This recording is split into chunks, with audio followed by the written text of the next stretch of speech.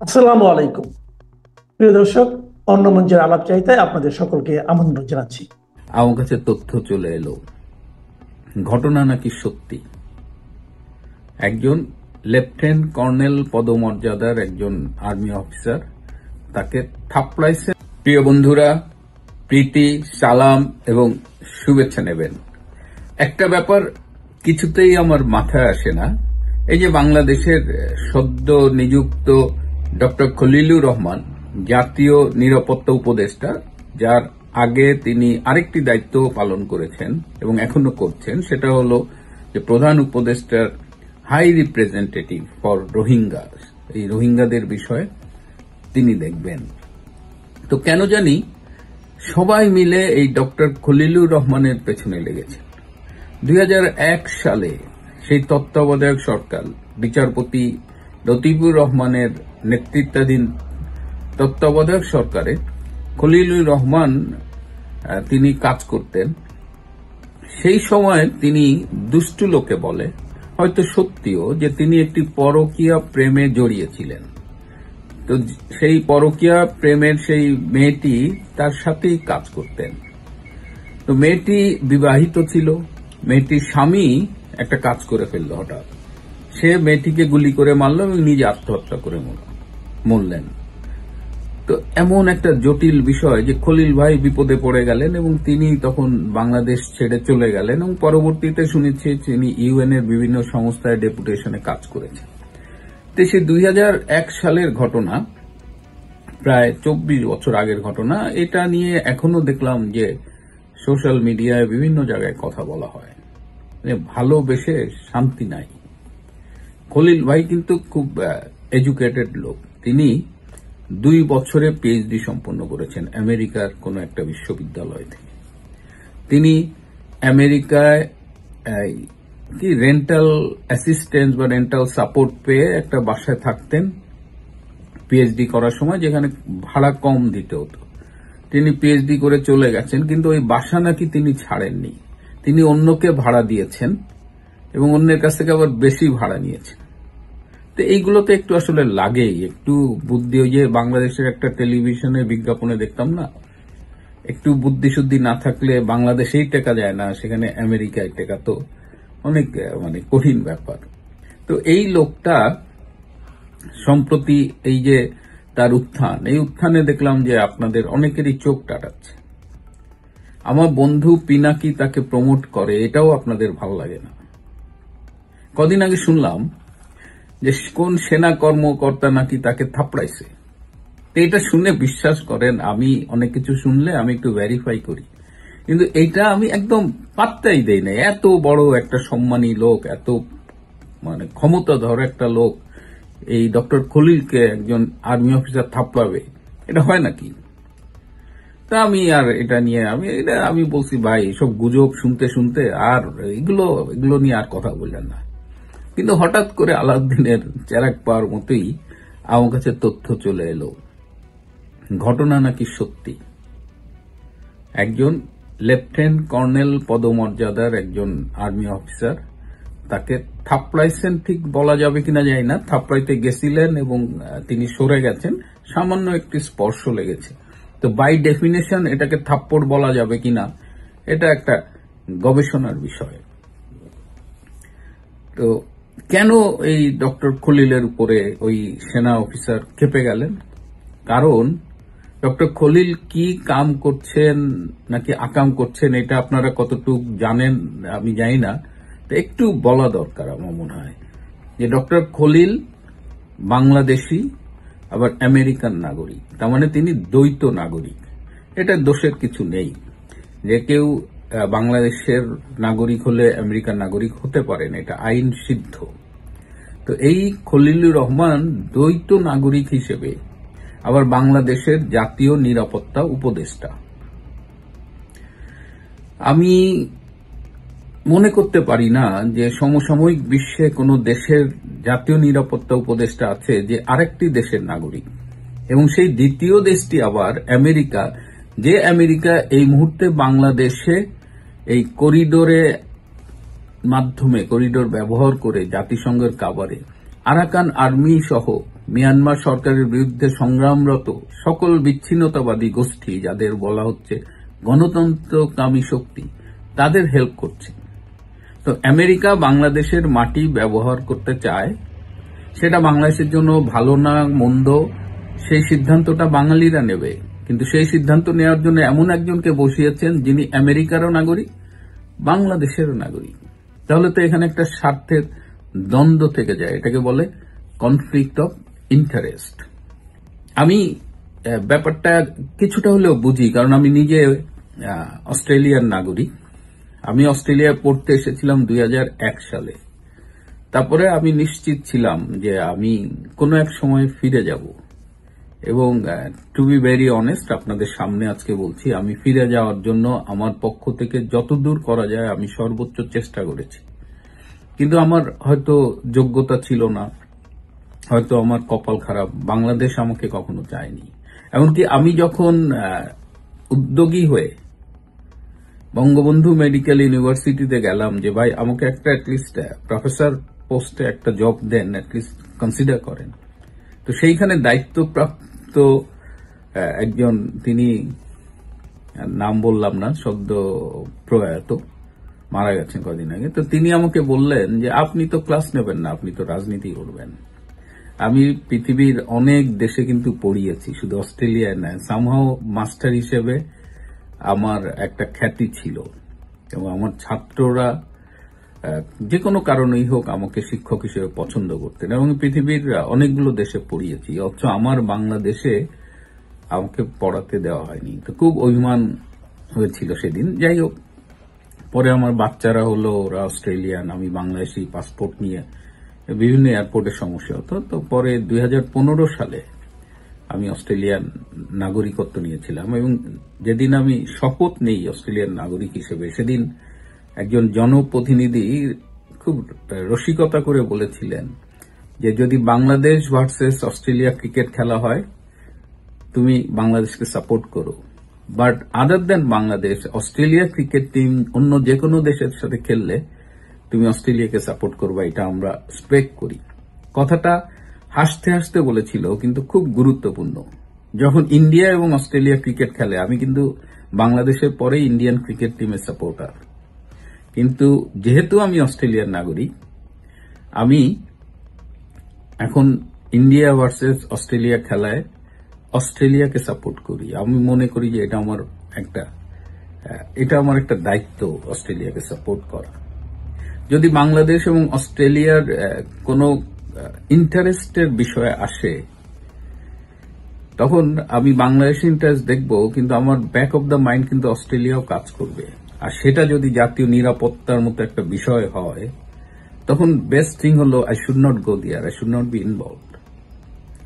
But doctor Khalil বাংলাদেশে এইখানে এসে তিনি জাতীয় নিরাপত্তা উপদেষ্টা হয়েছেন। আমি তো মনে করি যে এই যে গিনিস বুক যেটা আছে, যারা রেকর্ড খুঁজে বেড়ায়, হ্যাঁ, গিনিস বুকের ওরা খুঁজতে পারে যে পৃথিবীর আর কোন দেশের জাতীয় নিরাপত্তা উপদেষ্টা আরেকটা দেশের নাগরিক কিনা, এবং স্পেশালি এই বাংলাদেশের সিচুয়েশনে কোনো কিছু আছে কিনা। যদি না থাকে তাহলে doctor Khalil will B a single case, তাকে গিনিস ওয়ার্ল্ড রেকর্ড বুকে জায়গা দেওয়া যেতে পারে। তো খলিল যে সর্বনাশটা করছে, যে কাউকে কিছু মানছে না, এবং সে বলতেছে যে আমি কারো কথা শুনবো না, এবং সে বাংলাদেশে হিউম্যান করিডোরের নামে বাংলাদেশকে পুরো যুদ্ধের দিকে ঠেলে দিচ্ছে। এবং আপনি যদি খোঁজ রাখেন, চিটাগাং হিল ট্রাক্স এখন অনেকটাই আমাদের নিয়ন্ত্রণে নেই। এখানে আরসা এবং আরাকান আর্মি দাপিয়ে বেড়াচ্ছে, যখন যাকে ইচ্ছা গুলি করছে, বিভিন্ন রকমের সন্ত্রাসী কার্যক্রম করছে, ব্যাংকের ভল্ট ভেঙে টাকা চুরি করে নিয়ে যাচ্ছে। আরো কিছু খবর পেলাম, আপনারা দেখেছেন যে একজন সৈনিককে গুলি করে মেরেছে, সেই ছবি সোশ্যাল মিডিয়ায় ভাইরাল হয়েছে। আর্মির বিভিন্ন সোর্সকে তারা টার্গেট করে গুলি করে হত্যা করছে। এই পরশুদিন বা তার আগের দিন হিমছড়িতে আর্মির একটা সোর্সকে গুলি করে মেরে ফেলেছে আরাকান আর্মি। তো এই অবস্থায় এই যে হিউম্যান করিডোর দেওয়ার যে ষড়যন্ত্র, আমেরিকার পারপাস সার্ভ করার জন্যই কিন্তু ডক্টর খলিলকে এই পোস্টে বসানো হয়েছে। Being a Bangladeshi, he is serving the purpose of America. এই জায়গাটায় কনফ্লিক্ট অফ ইন্টারেস্ট, এবং অন প্রিন্সিপাল ডক্টর খলিল এই পোস্টটা হোল্ড করতে পারেন না। তো ন্যাচারালি আর তিনি বাংলাদেশকে যুদ্ধের দিকে ঠেলে দিচ্ছেন। আমাদের আর্মি কিন্তু ভীষণ ক্ষুব্ধ এই বিষয়টায়। আমাদের আর্মির একটা বড় অংশ তারা এই করিডোরকে সাপোর্ট করে না, কারণ এর সাথে একটা পোটেনশিয়াল রিস্ক অফ ওয়ার জড়িত, এবং তারা এই মুহূর্তে যুদ্ধ করার জন্য, মানে অন্যের জন্য যুদ্ধ করার জন্য তারা রেডি না। তো ন্যাচারালি এরকম একটা মিটিং এ ওই জুনিয়র অফিসারটা ওই খলিলকে মারতে গেছিল, কারণ খলিল একদম নিশ্চিতভাবে বাংলাদেশকে একটা যুদ্ধের সামনে দাঁড় করিয়ে দিচ্ছে, ধ্বংসের সামনে দাঁড় করিয়ে দিচ্ছে, বাংলাদেশের সার্বভৌমত্বকে হুমকির মুখে ফেলছে। তো এই কথা শোনার পরে, এবং আমাকে সোর্স ইনশিওর করেছে যে ট্রু, তখন আবার হঠাৎ মনে হইল, আহারে খলিল ভাই, আমেরিকার আপনারা তো আবার মনে করেন বিদেশ থেকে কেউ আসলে আমরা যদি দেশে যাই তাহলে মনে করেন যে বিদেশের বিলাসী জীবন ছেড়ে চলে আসছি। এই যে আমি যখন ভিডিও করতে বসছি, একটু আগে মুরগি রান্না করে আসলাম। বাথরুমটা কে পরিষ্কার করে দেয় আমার, কমোডটা কে পরিষ্কার করে দেয় আমার, ঘর ঝাড়ু কে দেয়, ঘর মুছে কে দেয়, কাপড় চোপড় ধোয়া কে করে, এগুলা এই বাচ্চাদের স্কুলে নেওয়া, বাজার করা, এগুলো কে করে দেয়? কোথায় বিলাস দেখেন? হ্যাঁ, একটু স্বস্তি আছে, রিলেটিভলি নিরাপত্তা আছে, কিন্তু বিদেশ থেকে আমরা গেলেই ভাববেন না যে একেবারে বিলাসী জীবন ত্যাগ করে গেছে। এখন খলিল ভাইয়ের সমর্থকরা হয়তো বলবেন যে ডাজ হি ডিজার্ভ দিস?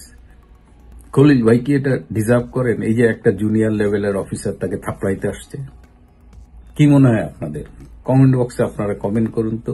আমি জানি ডক্টর খলিলও হয়তো অভিমান করেছেন, যে তিনি দাবি করেন যে তিনি, এবং নিজেকে ভাবেনও যে ডক্টর ইউনূসের উপদেষ্টা পরিষদের মধ্যে he is the most influential one, এবং সামটাইমস হি থিঙ্ক যে সে ডক্টর ইউনূসের চেয়েও প্রভাবশালী, এবং সে মনে করে যে বাইডেন প্রশাসনের পরে ট্রাম্প প্রশাসন আসলে সে ট্রাম্প প্রশাসনের সাথে ডক্টর ইউনূসের লিঙ্ক করিয়ে দিয়েছে। তো এই কারণে তার ভাবসাব একটু বেশি, তার প্রত্যাশাটাও বেশি। তো এইরকম একটা অবস্থানে একটা জুনিয়র অফিসার যখন তার থাপড়াইতে আসে, একটু তো মাইন্ড করতেই পারে। আমিও মাইন্ড করি। খলিল ভাইয়ের উপরে যে আক্রমণ করতে এসেছিল, খলিল সাহেবকে যে থাপড়াইতে আসছিল, হাজার হাজার কোটি টাকায় চীনা যুদ্ধবিমান কেনার গল্প ফেদে যুক্তরাষ্ট্রের রোষানলে পড়েছে বাংলাদেশ। অন্তর্বর্তী সরকার উপদেষ্টা আসিফ মাহমুদের কারণে গলায় পড়েছে ফাঁস। বাংলাদেশের জন্য মনোনীত যুক্তরাষ্ট্রের রাষ্ট্রদূত ব্রেন্ট ক্রিস্টেনসেন আসছেন চীন ঠাকাও মিশন নিয়ে। সিনেটের শুনানিতে তিনি পরিষ্কার করেছেন, বেইজিংয়ের সঙ্গে ঢাকার গাঁটছড়া ঠেকাতে সব ধরনের উদ্যোগ নেওয়া হবে। উপদেষ্টাদের ইচ্ছা মাফিক ফেসবুকে পোস্টের ফল কত দূর পর্যন্ত গড়াতে পারে তা নতুন করে হাড়ে হাড়ে টের পাচ্ছে অন্তর্বর্তী সরকার। যুদ্ধবিমান কেনার বিলাসী স্বপ্ন ঢাকাকে দাঁড় করিয়েছে ওয়াশিংটনের মুখোমুখি। আবার যুক্তরাষ্ট্রের হুমকিতে পিছিয়ে গেলে ক্ষুব্ধ হতে পারে চীন। সব মিলিয়ে তৈরি হয়েছে শাকের করাত। উপদেষ্টা আসিফ মাহমুদের অতি উৎসাহী ভূমিকা সরকারের জন্য তৈরি করেছে উভয় সংকট। এর আগেও ছাত্র প্রতিনিধি দুই উপদেষ্টার অযাচিত পোস্ট কূটনৈতিক অঙ্গনে ঝড় তুলেছিল। এবার তোপ দেগেছে খোদ যুক্তরাষ্ট্রে। বিষয়টি সামাল দেওয়ার পথ খুঁজতে ব্যতিব্যস্ত সরকারের নীতি নির্ধারকরা। চলতি বছরের মে মাসে ভারত পাকিস্তান সামরিক সংঘাতের মধ্যে আলোচনায় আসে চীনের জে-10 সিরিজের যুদ্ধবিমান। সে সময় রয়টার্স জানায়, পাকিস্তান জে-10 বিমান ব্যবহার করে ভারতীয় যুদ্ধ বিমানে হামলা চালায়। এতে ভারতের কমপক্ষে 2টি রাফাল যুদ্ধ বিমান ভূপাতিত হয়। এর 6 মাস পর আকস্মিকভাবে ফেসবুকে একটি পোস্ট দেন উপদেষ্টা আসিফ মাহমুদ। নিজের মন্ত্রণালয় সংক্রান্ত বিষয় না হলেও 8 অক্টোবর তিনি লেখেন, বাংলাদেশ বিমান বাহিনীর আধুনিকায়ন ও জাতীয় আকাশ প্রতিরক্ষা শক্তিশালী করতে চীনের তৈরি 20টি জে-10 সি মাল্টিরোল যুদ্ধবিমান কেনার উদ্যোগ নিয়েছে সরকার। চলতি 2025-26 এবং 2026-27 অর্থ বছরে এই চুক্তিটি বাস্তবায়নের আশা করা হচ্ছে সরাসরি ক্রয় অথবা G2G পদ্ধতিতে চীন সরকারের সঙ্গে চুক্তির মাধ্যমে। দর্শক, আসিফ মাহমুদ প্রতিরক্ষা মন্ত্রণালয়ের উপদেষ্টা নন, এমনকি পররাষ্ট্র মন্ত্রণালয়ের দেখভালের দায়িত্বও নেই পররাষ্ট্র মন্ত্রণালয় সংক্রান্ত উপদেষ্টা পরিষদ কমিটিতেও। এর পরেও এত গুরুত্বপূর্ণ এবং রাষ্ট্রের প্রতিরক্ষা সংক্রান্ত নীতিগত একটি সিদ্ধান্ত তিনি ফেসবুক পোস্টের মাধ্যমে কেন জানালেন সেটি এক রহস্য। অতীতেও এখতিয়ার বহির্ভূত এমন অনেক কিছু তিনি ফেসবুকে প্রকাশ করে চরম বিতর্কিত হয়েছেন। জুসের গ্লাসে চুমুক দিতে দিতে গোপালগঞ্জে সেনাবাহিনীর গুলি চালানোর দৃশ্য ঢাকার কন্ট্রোল রুম থেকে উপভোগের ছবি প্রচার করে তুমুল সমালোচিত হন। চীনের যুদ্ধবিমান কেনার বার্তা সরকার সমর্থকদের মধ্যে আনন্দের বন্যা বয়ে দেয়। তবে এত বিপুল খরচ করে যুদ্ধবিমান কেনার সক্ষমতা আদৌ সরকার আছে কিনা তা নিয়ে প্রশ্ন রয়েছে বিশেষজ্ঞদের। সরকারের পক্ষ থেকেও বিষয়টি আর পরিষ্কার করা হয়নি। চীনের তৈরি 20টি যুদ্ধবিমান কিনতে 15,000 কোটি টাকার বেশি খরচ হওয়ার কথা। প্রতিরক্ষার মতো গুরুত্বপূর্ণ খাতে এত বিপুল অর্থ খরচ করে কেনাকাটার সিদ্ধান্ত অন্তর্বর্তী সরকার নিতে পারে কিনা সে প্রশ্ন উঠেছে। বিবিসি বাংলার এক প্রতিবেদনে বলা হয়, নির্বাচনের মাত্র 5 মাস আগে অন্তর্বর্তী সরকারের এমন গুরুত্বপূর্ণ সিদ্ধান্তে সামরিক খাতের বিশেষজ্ঞরা শঙ্কা জানিয়েছেন। তারা মনে করছেন 20টি যুদ্ধবিমান কিনতে $2.2 বিলিয়ন অর্থাৎ প্রায় 15,500 কোটি টাকার প্রয়োজন। একটি অন্তর্বর্তী সরকার প্রতিরক্ষা খাতের এত বিশাল কেনা বেচার সিদ্ধান্ত নেওয়া উচিত নয়। চীনা যুদ্ধবিমান নিয়ে সরকার থেকে আর কোনো ভাষ্য পাওয়া না গেলেও বিষয়টির ধাক্কা পৌঁছেছে আটলান্টিকের উপরে। উপদেষ্টা আসিফ মাহমুদের ফেসবুক পোস্ট উদ্বিগ্ন করে তুলেছে খোদ ওয়াশিংটনকে। বাংলাদেশের জন্য নতুন রাষ্ট্রদূত হিসেবে মনোনীত ব্রেন্ট ক্রিস্টেনসেনের বক্তব্যে এই উদ্বেগ স্পষ্ট হয়ে উঠেছে। যুক্তরাষ্ট্র সেনেটের পররাষ্ট্র বিষয়ক কমিটিতে 23 অক্টোবর ব্রেন্ট ক্রিস্টেনসেন লিখিত বক্তব্য দেন। এরপর বাংলাদেশ সংক্রান্ত বিষয়ে তাকে নানা প্রশ্ন করেন সিনেট সদস্যরা। ওয়েবসাইটে সরাসরি সম্প্রচার করা এই শুনানিতে ক্রিস্টেনসেন স্পষ্ট করে দেন, বেইজিংয়ের সঙ্গে ঢাকার সামরিক সম্পর্ক জোরদারকে ভালো চোখে দেখছে না ওয়াশিংটন। শুনানিতে নেব্রাস্কা থেকে নির্বাচিত রিপাবলিকান সিনেটর পিট ডিকার্স বাংলাদেশ চীন সম্পর্ক, বিশেষ করে দুই দেশের ক্রমবর্ধমান সামরিক সহযোগিতা নিয়ে ক্রিস্টেনসেনকে প্রশ্ন করেন। এ সময় সুনির্দিষ্টভাবে উঠে আসে আসিফ মাহমুদের দাবি করা জেট-10 যুদ্ধবিমান কেনার প্রসঙ্গ। রিকার্স বলেন, বাংলাদেশ ও কমিউনিস্ট চীনের মধ্যে সামরিক সহযোগিতা বেড়ে চলেছে। সম্প্রতি কমিউনিস্ট চীন একটি কৌশলগত গুরুত্বপূর্ণ বাংলাদেশের সাবমেরিন ঘাঁটি সংস্কার করেছে, যাতে যুদ্ধ জাহাজ ও সাবমেরিন দুটোই রাখা যায়। আর এই মাসে খবর এসেছে বাংলাদেশের অন্তর্বর্তী সরকার সর্বোচ্চ 20টি চীনা জেট-10 যুদ্ধবিমান কেনার পরিকল্পনা অনুমোদন করেছে। তারা নতুন সারফেস টু এয়ার মিসাইল এবং দূরপাল্লার রাডারও সংগ্রহ করবে। এর মাধ্যমে তারা চীনা প্রতিরক্ষা শিল্পের সঙ্গে আর্থিক ও কৌশলগতভাবে দীর্ঘমেয়াদী সম্পর্ক স্থাপন করছে। বাংলাদেশের রাষ্ট্রদূত হিসেবে মনোনয়ন নিশ্চিত হলে ক্রিস্টেনসেন কিভাবে বিষয়টি মোকাবেলা করবেন তা জানতে চাওয়া হয় শুনানিতে। জবাবে ক্রিস্টেনসেন জানান, তিনি দক্ষিণ এশিয়ার চীনা প্রভাব নিয়ে সিনেটরের উদ্বেগের সঙ্গে একমত। নিয়োগ নিশ্চিত হলে তিনি বাংলাদেশের সরকার ও সামরিক বাহিনীর সামনে চীনা কার্যক্রমের ঝুঁকি স্পষ্টভাবে তুলে ধরবেন। একই সঙ্গে যুক্তরাষ্ট্রের সঙ্গে ঘনিষ্ঠ সামরিক সম্পর্কের সুযোগ ও সুফল সম্পর্কেও জানাবেন। চীনা অস্ত্র কেনা বন্ধের জন্য জোর তৎপরতা চালানোর প্রতিশ্রুতিও দেন ক্রিস্টেনসেন। বলেন, সামরিক সহযোগী গোষ্ঠীগুলোর মাধ্যমে মিত্র দেশগুলোর জন্য তৈরি করা কিছু প্রতিরক্ষা ব্যবস্থা যুক্তরাষ্ট্র তুলে ধরতে পারে। সেগুলো বাংলাদেশের মতো দেশের জন্য তুলনামূলকভাবে সাশ্রয়ী হতে পারে, কারণ তারা যুক্তরাষ্ট্রের তৈরি প্রিমিয়াম অস্ত্র সামগ্রী কিনতে পারে না। এর পাশাপাশি যৌথ সামরিক মহড়ার মাধ্যমে এসব প্ল্যাটফর্মের সঙ্গে তাদের আন্তঃকার্যক্ষমতা বাড়াতে পারে। দর্শক, ঢাকায় আমেরিকান রাষ্ট্রদূত হিসেবে মনোনয়ন পাওয়া ব্রেন্ট ক্রিস্টেনসেনের জীবন বৃত্তান্ত বেশ জটিল। এক কথায় বলা যায়, সংঘাতময় পরিস্থিতি নিয়ে তিনি রীতিমতো বিশেষজ্ঞ। যুক্তরাষ্ট্রের স্টেট ডিপার্টমেন্টের তথ্য অনুযায়ী ব্রেন্ট ফরেন সার্ভিসের একজন জ্যেষ্ঠ কর্মকর্তা।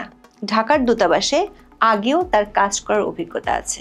2019 থেকে 2021 সাল পর্যন্ত ঢাকায় আমেরিকান দূতাবাসের রাজনৈতিক ও অর্থনৈতিক বিষয়ক কাউন্সিলরের দায়িত্ব পালন করেন। তবে গত কয়েক বছরের বিশেষ কিছু অ্যাসাইনমেন্টের সঙ্গে সরাসরি যুক্ত হন ব্রেন্ট। 2022 সালের আগস্ট থেকে গত জানুয়ারি পর্যন্ত ছিলেন কমান্ডার অফ ইউনাইটেড স্টেটস কমান্ডের বৈদেশিক নীতি উপদেষ্টা। তিনি এই প্রতিষ্ঠানের বৈশ্বিক কৌশলগত প্রতিরোধ মিশনের বৈদেশিক নীতি সংক্রান্ত প্রভাব বিষয়ে পরামর্শ দেওয়ার কাজ করেন। এরপর জানুয়ারিতে তাকে অস্ত্র নিয়ন্ত্রণ ও আন্তর্জাতিক নিরাপত্তা বিষয়ক আন্ডার সেক্রেটারির দায়িত্ব পালনকারী সিনিয়র অফিসার হিসেবে মনোনীত করেন ট্রাম্প। 2016 থেকে 2019 সাল পর্যন্ত ছিলেন স্টেট ডিপার্টমেন্টের পলিটিক্যাল মিলিটারি অ্যাফেয়ার্স ব্যুরোর regional security and arms transfers অফিসের ডেপুটি ডিরেক্টর। অর্থাৎ ঢাকার রাষ্ট্রদূত হিসেবে একজন সমর বিশেষজ্ঞকে বেছে নিয়েছেন ডোনাল্ড ট্রাম্প। স্বাভাবিকভাবেই তিনি বাংলাদেশ আর চীনের কৌশলগত এবং সামরিক প্রভাবকে সীমিত করায় বেশি মনোযোগ দেবেন। সিনেটের শুনানিতে তিনি বিষয়টি পরিষ্কারও করেছেন। যুক্তরাষ্ট্র সিনেটের এই শুনানিতে স্পষ্ট হাজার হাজার কোটি টাকা খরচ করে চীনা যুদ্ধবিমান কেনার পরিকল্পনায় ভয়ঙ্কর চটেছে যুক্তরাষ্ট্র। আগ বাড়িয়ে ফেসবুকে পোস্ট দিয়ে গোটা ইউনূস সরকারকেই বিপদে ফেলেছেন উপদেষ্টা আসিফ মাহমুদ। ছাত্র প্রতিনিধি হিসেবে উপদেষ্টা পরিষদে ঠাঁই পাওয়া উপদেষ্টাদের কারণে এর আগেও বড় ধরনের কূটনৈতিক বিপদে পড়েছে সরকার। উপদেষ্টা আসিফ মাহমুদের আরেকটি পোস্ট নিয়েও কূটনৈতিকভাবে বিব্রতকর অবস্থায় রয়েছে সরকার। ভারতের সঙ্গে 10টি চুক্তি বাতিলের একটি তালিকা ফেসবুকে শেয়ার করেন তিনি। ক্যাপশনে লেখেন, অন্তর্বর্তী সরকারের দায়িত্ব নেওয়ার পরই চুক্তিগুলো নিয়ে আলোচনা শুরু হয় এবং যথাযথ পর্যালোচনার মাধ্যমে এই সিদ্ধান্ত নেওয়া হয়। বিষয়টি নিয়ে চরম বিব্রতকর অবস্থায় পড়তে হয় পররাষ্ট্র মন্ত্রণালয়কে। সংশ্লিষ্ট উপদেষ্টা তৌহিদ হোসেন পরে সাংবাদিকদের জানান, চুক্তি বাতিলের তালিকাটি সঠিক নয়। বিব্রত পররাষ্ট্র উপদেষ্টা আসিফের নাম উল্লেখ না করে বলেন, যে তালিকাটা এসেছে সেটা কোনো একজন দিয়েছেন, সার্কুলেট করেছেন, সেটা সম্ভবত কোনো একজন অ্যাডভাইজার রিটুইট করেছেন তার একটা কমেন্ট সহ। কমেন্টটা নিয়ে তিনি কোনো মন্তব্য না করলেও বলেছেন হয়তো এটা উনি না করলেও পারতেন। যে তালিকাটা এসেছে ওখানে এটা সঠিক নয়, এর অধিকাংশ এক্সিস্ট করে না। দর্শক, আরেক উপদেষ্টা মাহফুজ আলমের কারণেও বিভিন্ন সময় কূটনৈতিকভাবে বাংলাদেশ বিব্রত হয়েছে। 2024 সালের 16 ডিসেম্বর বাংলাদেশ ভারতের আসাম, ত্রিপুরা সহ বিভিন্ন অংশ নিয়ে অখণ্ড বাংলার মানচিত্র পোস্ট করে তুমুল বিতর্কের জন্ম দেন উপদেষ্টা মাহফুজ আলম। 1947 সালে বাংলা ভাগের ধারাবাহিকতায় যে বাংলাদেশ হয়েছে সেই ভূখণ্ডকে খণ্ডিত আখ্যা দেন তিনি। লেখেন, নতুন ভূখণ্ড ও বন্দোবস্ত লাগবে। তবে কয়েক ঘন্টার মধ্যে সেই পোস্টটি ডিলিটও করেন। বিষয়টি নিয়ে সরকার কোনো উচ্চবাচ্য না করলেও ভারতের পক্ষ থেকে জানানো হয় তীব্র প্রতিবাদ। দেশটির পররাষ্ট্র মন্ত্রণালয়ের মুখপাত্র রণধীর জয়সাল জানান, ঢাকার কাছে আনুষ্ঠানিক প্রতিবাদ করেছে দিল্লি। সেই ঘটনা দুই দেশের সরকারের সম্পর্ককে আরও তলানিতে ঠেলে দেয়। শুধু তরুণ উপদেষ্টাদের কারণে নয়, খোদ প্রধান উপদেষ্টার কারণেও কয়েক দফায় আন্তর্জাতিক অঙ্গনে হাস্যকর হয়েছে বাংলাদেশ। বিশেষ করে লন্ডন সফরে গিয়ে ব্রিটিশ প্রধানমন্ত্রীর সঙ্গে দেখা করার চেষ্টা জন্ম দেয় বিষয়ের। ইতালি, যুক্তরাষ্ট্র সহ আরও কয়েকটি দেশে সফরও জন্ম দিয়েছে বিভিন্ন আলোচনার। সেই সঙ্গে ভারতের 7 সিস্টার্স নিয়ে অপ্রাসঙ্গিক মন্তব্যে বিভিন্ন সময় টানাপোড়েন তৈরি হয় ভারতের সঙ্গে। প্রশ্ন হলো, প্রেস সেক্রেটারি থেকে শুরু করে উপদেষ্টাদের সবাই যদি পররাষ্ট্র নীতি নির্ধারণের ভূমিকা নেন, তাহলে আলাদা করে পররাষ্ট্র উপদেষ্টার কাজ কি? কেন স্থানীয় সরকার উপদেষ্টা দিচ্ছেন চীন থেকে যুদ্ধবিমান কেনার ঘোষণা? এত কাজের কাজই যিনি, তাকে কেন দেয়া হচ্ছে না সরকার প্রধানের দায়িত্ব? অ্যাক্টিভ মুডে ফিরলেন সজীবজের জয়, ইউনূসকে দিলেন হুঁশিয়ারি। গত 15 মাস যাবতই আওয়ামী লীগের তৃণমূলের অন্ততপক্ষে নেতা কর্মীর মধ্যে একটা আলাপ হচ্ছে যে শেখ হাসিনা এবং তার অন্ততপক্ষে পুত্র কন্যাকে রাজনীতিতে অ্যাক্টিভ করুন তিনি, নইলে আওয়ামী লীগ সক্রিয়ভাবে কার্যক্রম চালানো কঠিন। সেই জায়গা থেকে নানা রকম কানাঘোষা আছে যে শেখ হাসিনা তার পুত্র সজীবজের জয় এবং কন্যা সাইমা ওয়াজেদ পুতুলকে অ্যাক্টিভ করেছেন ইতিমধ্যে, এবং অ্যাক্টিভ কার্যক্রম ইতিমধ্যে চলছে। সাইমা ওয়াজেদ পুতুল দিল্লিতে থেকে তার মার সহায়ক ভূমিকা অবতীর্ণ হয়েছেন, এবং সজীব ওয়াজেদ জয় মার্কিন যুক্তরাষ্ট্র থেকে বিশেষ করে তিনি সোশ্যাল মিডিয়ায় যথেষ্ট অ্যাক্টিভ। সাম্প্রতিক সময়ে মার্কিন সংবাদ সংস্থা এপি অ্যাসোসিয়েটেড প্রেসের বাংলাদেশ প্রতিনিধি জুলহাস আলমের কাছে একটি সাক্ষাৎকার দিয়েছেন।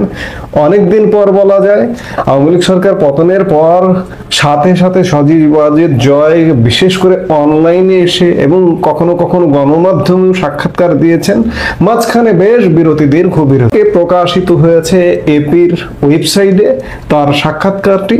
সেই সাক্ষাৎকারে তার বেশ সক্রিয় অ্যাটিটিউড প্রতিফলিত হয়েছে এবং একই সাথে বর্তমান বাংলাদেশের অন্তর্বর্তীকালীন সরকারের প্রধান ডক্টর মোহাম্মদ ইউনূসকে তিনি হুঁশিয়ারি দিয়েছেন। সাক্ষাৎকারে তিনি বিভিন্ন কথা বলেছেন। আওয়ামী লীগকে বাদ দিয়ে নির্বাচন হলে বাংলাদেশের মানুষ তা মেনে নেবে না, সেই নির্বাচনের কোনো বৈধতাও থাকবে না। আমেরিকা থেকে একটি সাক্ষাৎকারে এমনটাই দাবি করলেন বাংলাদেশের সাবেক প্রধানমন্ত্রী শেখ হাসিনা পুত্র সজীব ওয়াজেদ জয়। বাংলাদেশে অবাধ, সুষ্ঠু এবং সার্বিক নির্বাচনের দাবি জানিয়েছেন তিনি। বর্তমান অন্তর্বর্তী সরকারের প্রধান মোহাম্মদ ইউনূসের বিরুদ্ধে কারচুপির পরিকল্পনার অভিযোগও তুলেছেন। এখন বাংলাদেশে আওয়ামী লীগ কার্যত সরকারিভাবে নিষিদ্ধ অবস্থায় আছে। ইউনূসের নেতৃত্বাধীন অন্তর্বর্তী সরকার আগামী বছরের শুরুতে যে সাধারণ নির্বাচন আয়োজন করতে যাচ্ছে তাতে লড়তে পারবে না আওয়ামী লীগ যদি বিদ্যমান ব্যবস্থা থাকে। সংবাদ সংস্থা এপিকে জয় বলেছেন, আওয়ামী লীগের উপর থেকে এই নিষেধাজ্ঞা তুলে নেওয়া উচিত। বাংলাদেশে নির্বাচন হওয়া উচিত সার্বিক, সুষ্ঠু এবং অবাধ।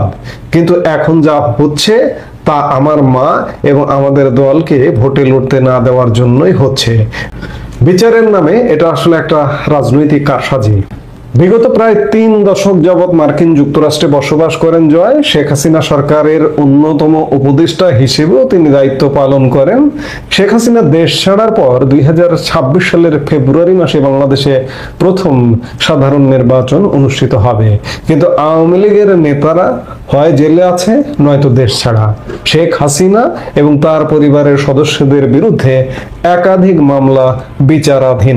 গত মে মাসে আওয়ামী লীগকে নিষিদ্ধ ঘোষণা করা হয়েছে। শুধু তাই নয়, আগামী 13 নভেম্বর শেখ হাসিনা এবং আরো কয়েকজনের নামে আন্তর্জাতিক অপরাধ ট্রাইব্যুনাল রায় ঘোষণার সময় নির্ধারণ করেছে। নিশ্চিতভাবে রায় শেখ হাসিনার বিপক্ষে যাবে।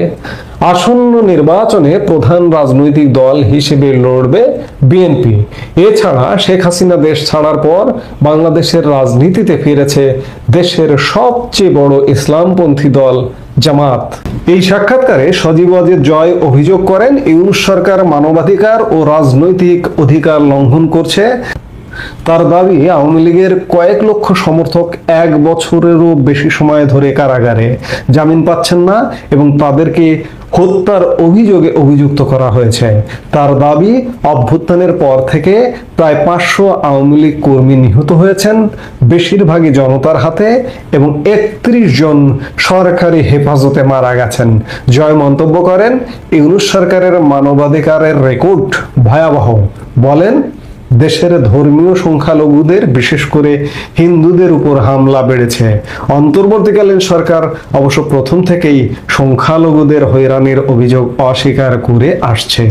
যাই হোক, সজীব ওয়াজেদ জয় বেশ গ্যাপ দিয়ে একটি আন্তর্জাতিক গণমাধ্যমকে সাক্ষাৎকার দিয়েছেন এবং তাদের দাবির কথা বলেছেন। এখন আসলে মুদ্রা কথা, আওয়ামী লীগের কাণ্ডারি তাদেরকে হতে হবে। শেখ হাসিনা মাথার উপরে থাকবেন, সজীব ওয়াজেদ জয়, সাইমা ওয়াজেদ পুতুল, তাদেরকেই আওয়ামী লীগের কাণ্ডারি হতে হবে এবং প্রতিনিয়ত কর্মের মধ্যে থাকতে হবে, কর্মসূচির মধ্যে থাকতে হবে। বসে বসে গ্যালারিতে দেখার দিন শেষ। হিসেব কিন্তু ক্লিয়ার। তত্ত্বাবধায়ক সরকার টরকার কিছু হবে না, ভারত কিছু করে দেবে না, ক্যান্টনমেন্ট কিছু করে দেবে না, করে দেবে আপনার সহায়ক শক্তি হিসেবে আসতে পারে। ভারত সহায়ক শক্তি হিসেবে আসবে, ক্যান্টনমেন্ট সহায়ক শক্তি হিসেবে আসবে এবং দেশের জনগণ আপনার সহায়ক শক্তি হিসেবে আসবে। কিন্তু মূল ভূমিকায় আপনাকেই অবতীর্ণ হতে হবে। সেই জায়গা থেকে সজীব ওয়াজেদ জয় যদি অ্যাক্টিভ হয়ে থাকেন, সাইমা ওয়াজেদ পুতুল যদি অ্যাক্টিভ হয়ে থাকেন এবং প্রতিনিয়ত নির্দেশনার মাধ্যমে যদি কর্মসূচি এগিয়ে নিয়ে যায়, তাহলে এটি আওয়ামী লীগের ফেরাকে অনেক ত্বরান্বিত করবে। সজীব ওয়াজেদ জয়ের এই সক্রিয়তা এবং ডক্টর মোহাম্মদ ইউনূসকে তার হুঁশিয়ারি, এটিকে প্রথম পদক্ষেপ হিসেবেই দেখা যেতে পারে। এরপরে নিশ্চয়ই আরো ধারাবাহিকভাবে পদক্ষেপ আসবে, কর্মসূচি আসবে। তেমনটাই হোক। তাহলেই অন্ততপক্ষে আওয়ামী লীগ বাঁচবে, বাংলাদেশ বাঁচবে। আজকে বাংলাদেশে যা ঘটছে কোনো বিবেকবান মানুষ এমনটা মেনে নিতে পারেন না, যার দরুন আজকে কিন্তু অন্যান্য রাজনৈতিক দলের বিবেকবান মানুষজন নাড়াচাড়া শুরু করেছেন।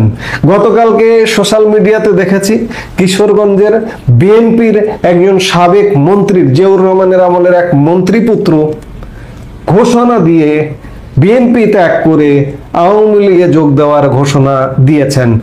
আরেকটা ঘটনা দেখলাম, টাঙ্গাইলে এক সোশ্যাল মিডিয়ায় এক উপজেলা বিএনপির অন্যতম সদস্য একজন সোশ্যাল মিডিয়ায় পোস্ট দিয়ে বিএনপি ছেড়েছেন। তিনি আওয়ামী লীগে যদিও যোগ দেননি, কিন্তু বিএনপি ছেড়েছেন। কেন ছাড়ছেন? এটি উপলব্ধি করতে হবে যে বাংলাদেশের বর্তমান ব্যবস্থা একটা বন জঙ্গলে রূপান্তর লাভ করেছে। এই বন জঙ্গল থেকে উদ্ধার করতে হলে আওয়ামী লীগকেই এগিয়ে আসতে হবে, বাংলাদেশকে বাঁচাতে হবে। সজীব ওয়াজেদ জয়ের এই সক্রিয়তাকে আমরা নিঃসন্দেহে সাধুবাদ জানাই। তিনি আরো বেশি সক্রিয় হয়ে উঠুন, সেটাই প্রত্যাশা করি। এই মুহূর্তে এ পর্যন্ত।